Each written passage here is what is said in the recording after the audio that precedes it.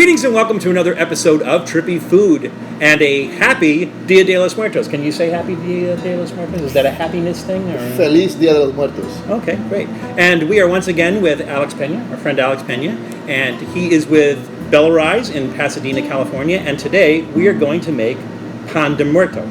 Is that right? Pan de muerto? We're going to make some tumbas, some tombs. And so, is that what it's?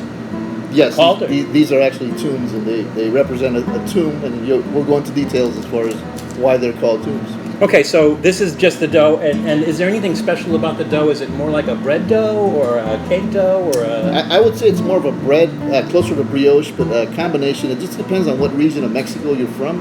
In this case, we use some orange blossom to flavor it. Some regions use cinnamon, anise. Just depends on what region of Mexico you're making. Is it generally sweet? Generally a sweet dough, right.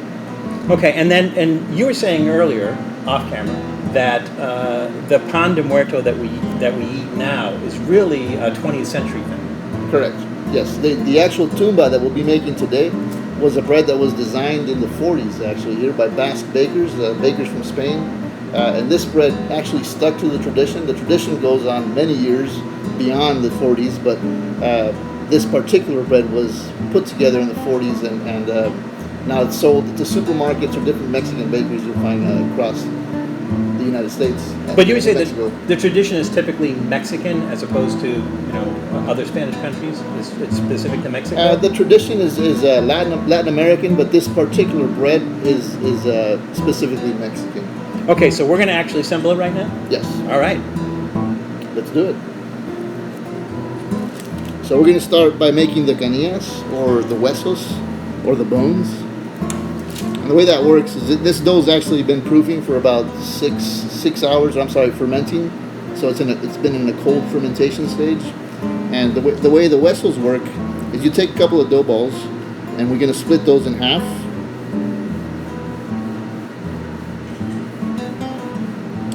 And take these and split those again to a quarter. Roll them out.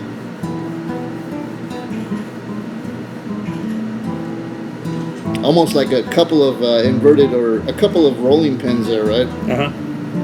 And you want the outer ones to be a little smaller. So these look like bones. Exactly. And we'll let those rest. As you know, dough is alive, so you got to give it its rest time before we place it over the loaf there. Isn't that funny? Our dough is alive for our Day of the Dead bread. Yes. Now, so Day of the Dead, or Dia de los Muertos, is 2 days. So you have the first day, which is November 1st, and that's for the children. That is correct. That have passed on. And then you have the second, which is for the adults. Right? Yes. So is there one day that this is typically served, or? It's served, I would say, any time between the end of October, the last days of October, until November 2nd. But for the most part, I guess it just really depends on the region of Mexico too, because you have different recipes that are used for the breads. So and to be clear, this isn't something that you don't serve this with a meal. This is designed to go on an offerenda, correct? Correct, right.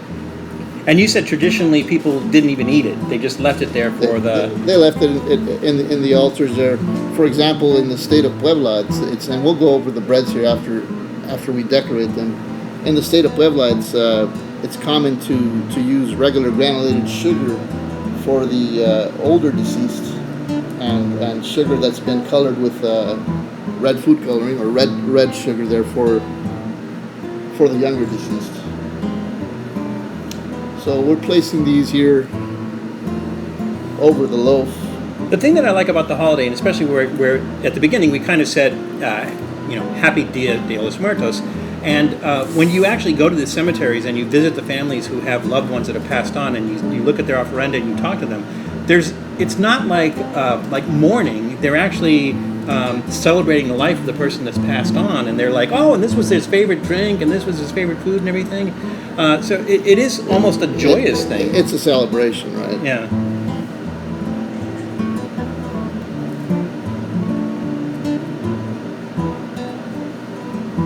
And of course, these represent the bones, or the huesos. Mm-hmm. And then, of course, He needs a skull, right? We place the skull up on top. If people ever make those skull shaped? You know what? I've seen it too, where they'll take smaller pieces that represent the bones, and they'll put little crosses on here and stuff like that. Oh, wow. In Oaxaca, it's known to use marzipan decorations over the breads as well. When they bake it? So they put it in when they bake it? After it's baked. After it's baked. So this is typical and traditional, correct? Correct. Well, or traditional as of the 20th century. Right. All right, and so now this goes in the proofer? So now this will go in the proof box. We'll proof this for about 45 to 60 minutes. And then we'll come back out and bake it. All right, rock on.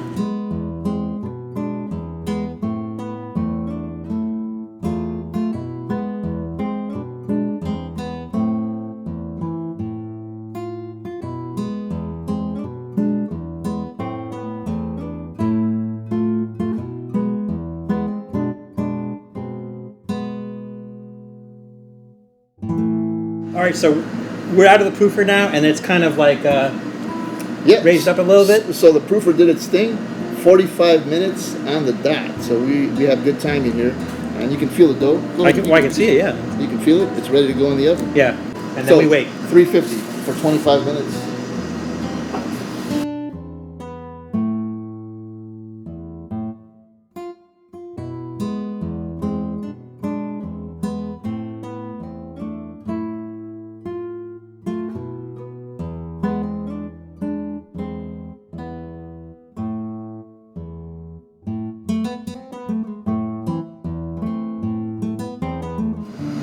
Wow, look at that.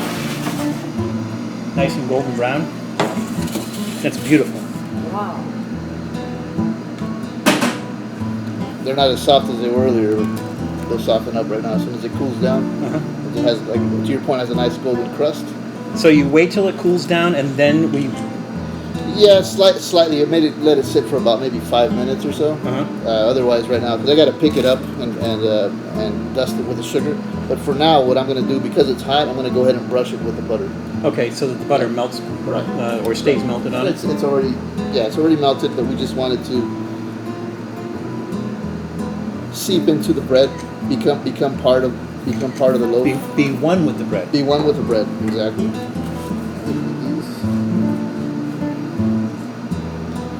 It's like trying to brush something with a Mickey Mouse glove on. Yeah, right. Exactly. Yeah, we're gonna toss it. How long do you wait? Yeah, about 5 minutes. So we're already about maybe 1 minute into this. So another 4 minutes or so. And you said that typically it's either going to have the plain sugar, granulated sugar on it, or the colored granulated sugar for the kids, right? Right. And that's a tradition from Puebla, Mexico. Is for the adult or the adult ofrendas, you're going to use a white granulated sugar. But are there people who just do it just like this, like without adding sugar to the top of it at all? Well, if you're making it at home, it's your choice. But usually at the supermarket, you're going to see it with the sugar on there, or at the bakery, with the sugar or with sesame seeds. We have some that are finished with sesame seeds, and the sesame seed is actually applied before it's baked. So you actually apply an egg wash, and then it just kind of sticks to it. Right, exactly, kind of like a bun. So we'll let this sit for a little bit before we dust them with the sugar. So we're going to toss seasoned sugar now. They've been sitting for about 5 minutes. Give us a little time for some great conversation. It looks like the butter kind of hardened on that. It did, but if you still touch it, it's wet. So because it'll was stick hot, to the sugar, right? Sure. But it did seep into the bread, so it's going to give you the buttery flavor that works really well with some either champurrado or hot chocolate. So there we go. So we're gonna toss some sugar here slightly. We'll be a little more generous. I was going to say, your idea of slight might not be the same as other people's idea of slight. So now we do is just tap it from the bottom there. Kind of shake loose the stuff that doesn't stick. Exactly. And we'll do the same again.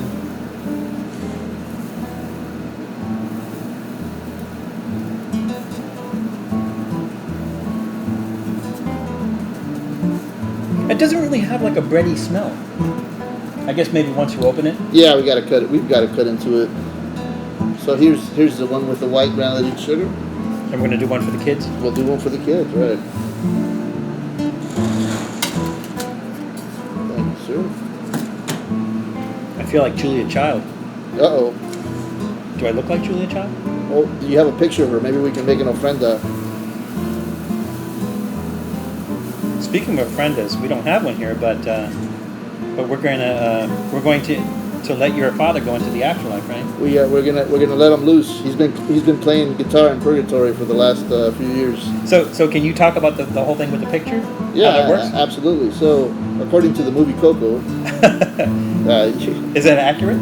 Yeah, it's accurate. Okay. It is accurate. So if you post a picture of your loved ones on an altar, so they can be released to the afterlife from purgatory. In this case, so we have your dad's picture. We have my father's picture. So before we go into that, a little bit about these here.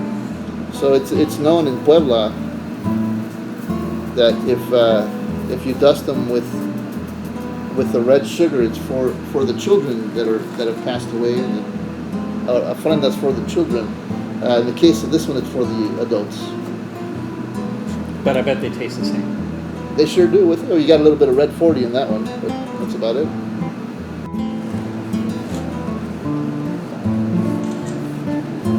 So we're gonna cut this like you would a cake. It's a very rich bread. Is it sweet? It is. I mean, aside from the sugar on the outside of it. Yeah, I would say it's sweet on the inside and the outside.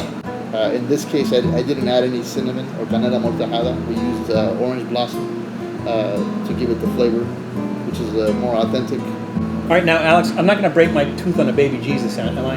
Not today, unfortunately. Okay. All right, so what? We just cut a piece off, or is Yeah, let's keep cutting here. And we got the separation there, but we're good.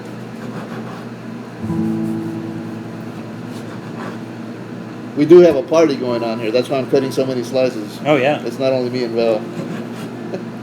And not to mention how many people from the afterlife are going to be joining us. Exactly. All right, so shall we? Yeah, absolutely. Cheers.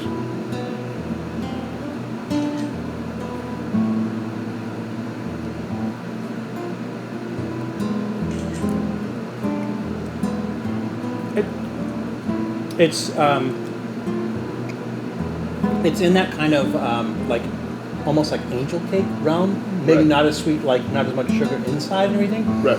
But it's kind of between cake and bread. Right. Similar to the rosca. I wish we had. Very similar, yeah. I wish we had Dia de los Muertos every day. It's a pretty good bread. It's very good. It's excellent.